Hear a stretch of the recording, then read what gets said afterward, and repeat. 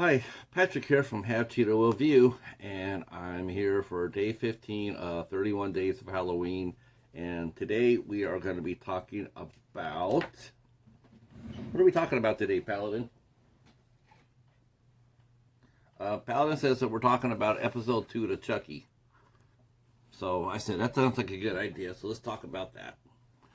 We already reviewed the first episode of Chucky, so this is episode 2.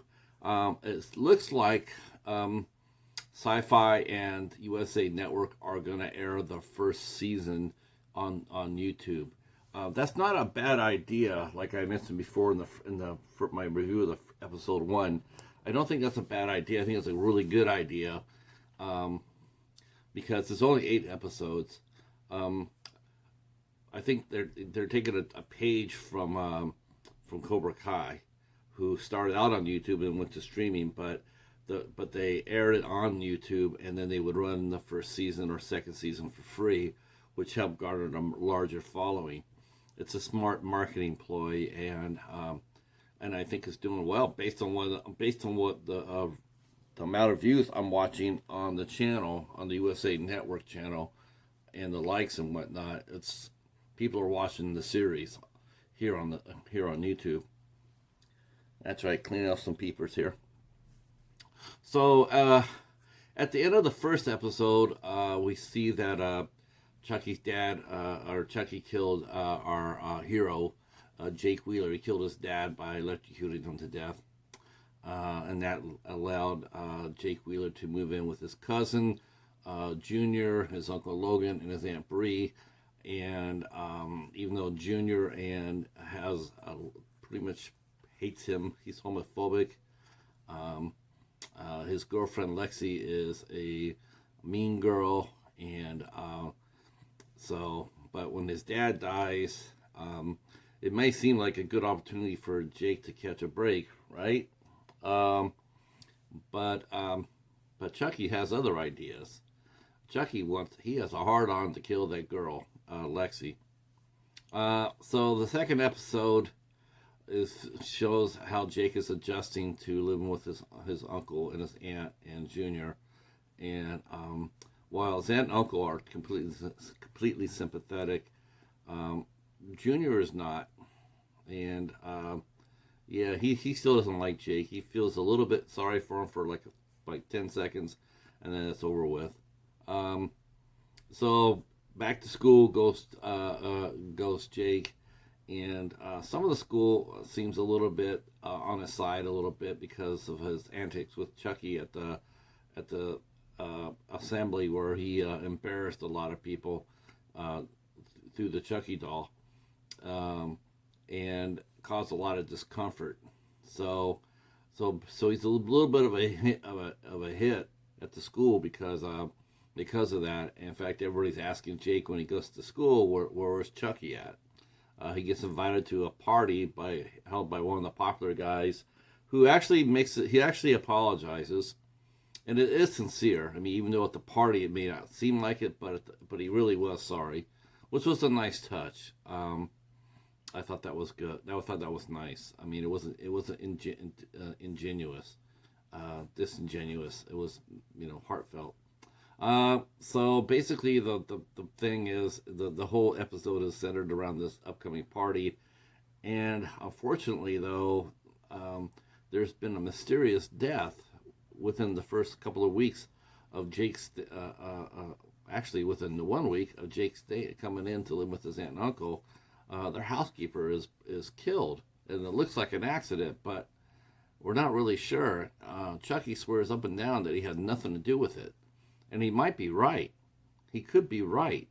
There was a recording in the house, and the police said that they saw, they didn't see anybody, and coming through the house. So unless Chucky's got some invisibility powers, who knows? He could have, but the way they set it up, as you're not really sure. And even though Chucky's an insane, possessed, supernatural killer, he swears up and down that he did not kill the housekeeper. And he points out that if he wanted to, he could have killed anybody in the house at any time, including Jake. And Jake has to concede that. He has to sit there and say, yeah, okay, he's totally right about that. He could have, but he didn't. So the night of the party, Lexi and her mom have a discussion. I don't think the mother really particularly likes her daughter and doesn't understand how she turned out the way she did, but she forces her to take her little baby sister out trick or treating. At the party, Jake dashes over there after not wanting to go or going, but he finds out that Chucky's gone, so he thinks that Junior has taken Chucky and taken over to the party, and he knows that Chucky has a hard-on to kill Lexi. He really wants to kill her. And so he dashes over to the party to try to stop him from doing anything silly. And he gets put in a closet with the young man he has to have a crush on, and they get put into 7 minutes of hell, which is basically you're supposed to get inside the closet and you're supposed to make out for 7 minutes or whatever. It's boys and girls, boys, girls, girls, whatever. It's just whoever gets thrown in the closet. So they think they're having a little bit of fun. They don't realize that it's a little bit painful for both for Jake and the object of his affections. So it causes a little bit of tension. Plus, Jake is worried about where Chucky's at because he's worried that he's going to kill Lexi. So after the party gets going, Lexi shows up after taking her little sister trick or treating, and she comes out with her costume. Now this is the part of the series of the episode I just had a huge problem with. I've seen a lot of 14 and 15-year-olds, even 13-year-olds. This is supposed to be 13 and 14-year-olds that we're talking about here. I've seen a lot of cruelty in kids. I mean, we see that in today's world. I get that. But I can never imagine a 14-year-old coming up with a costume like Lexi did for this episode. I mean, that's just really disturbing. And I don't think it was realistic. Not that the show was realistic, but I'm just saying, okay, I know you're trying to get over that. You're trying to make Lexi this super bitch. But you're also forgetting that this character is only like 14 years old. You know, she's not ingrained to be this way.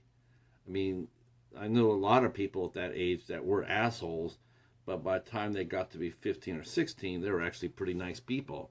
It's just maturity. You're growing into yourself. And with this, they're just making this girl up here much older than what her character really is, doing things that an older person would do, not a younger person, all for the sake of setting her up to be killed or making her out to be a super bitch. And I just got to tell you, I personally am not buying that aspect of the series so far. I think they're laying it on way too thick. It would have been better off to having a mean teacher or a mean principal that was out for Jake or something like that. An adult that was an asshole. But I'm not really buying it. Even though the actress who plays Lexi, Alvia Allen Lind, is doing a really good job. She's doing a really good job. I mean, I'll give her that. They're giving her a really hard role to play, and she's doing a great job. So the episode ends on basically like Chucky makes a run at Lexi and misses, and now the cops are starting to get an idea of what's going on after Chucky plays a really bad prank on a person giving out trick-or-treat candy. And now the cops are getting an idea that there's something else in play here. So overall, the episode was good. I mean, the episode was good. It was still strong. Still strong. Good acting. The acting got a little bit better from the kids. Of course, Devin Sawa and Alexa Doig are in here as the aunt and uncle. They do an excellent job as well. I thought overall this was a strong episode, except for the character development of Lexi. I didn't really like it. I think it's very mean-spirited, and that really sours me a little bit on this because I just, no, I'm making a 13 or 14-year-old girl to be that evil or that cruel or whatever. I mean, I'm just not buying it. I'm not buying it at all. And it's a little bit off-putting. So hopefully going forward, they can fix that a little bit. Of course, I know it's probably too late because the series is already in the can. It's not like they're filming it as we're watching it. But hopefully someone will come up and write her a little bit more down to her age, so to speak. I don't mind her being a mean girl, but being a really cruel, vicious, as she is in this episode, I'm not buying it. And the fact they're still trying to make Chucky into some sort of like defender of this kid, I'm not really. It makes me a little bit uncomfortable too, in a sense like that's not who Chucky is. Chucky will kill anybody. Anybody. But he always went after adults. He never went after kids. So it's just, and he didn't have any like, okay, I'm defending you.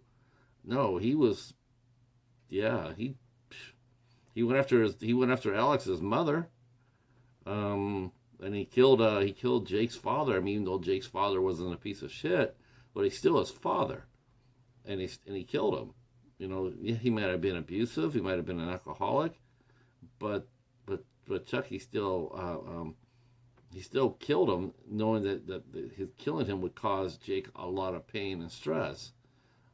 We'll see where that takes us, though. But I'm not so sure if they're trying to make Chucky into some sort of like a anti-hero, because there is none. The Chucky I like is indiscriminate. He's just like any other good slasher person. He doesn't slasher killer. He doesn't care. He just wants to watch the world burn. So, and that's it. That's my thoughts for Chucky on episode 2. I am hoping that they put out. Like I said, I hope they put out the whole first season on YouTube. I'll put the USA Network down below in the description box here, and if you want to catch up with Chucky, you can. I'm not sure how long it'll be up. If NBC Comcast will take it down after the first season, I don't know. But at least as long as they're doing it, as long as they're keeping it above and free to watch, you should do so. All right, that's it for us. Thanks so much for watching. And if you like what you heard, or if you have a differing opinion, yeah, drop down a comment. I'd like to hear what you guys think.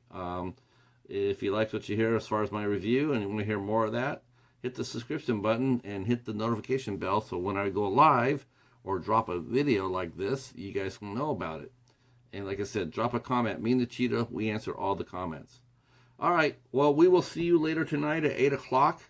We are interviewing playwright Carolina Jeanette at 8 o'clock. We hope to see some of you there.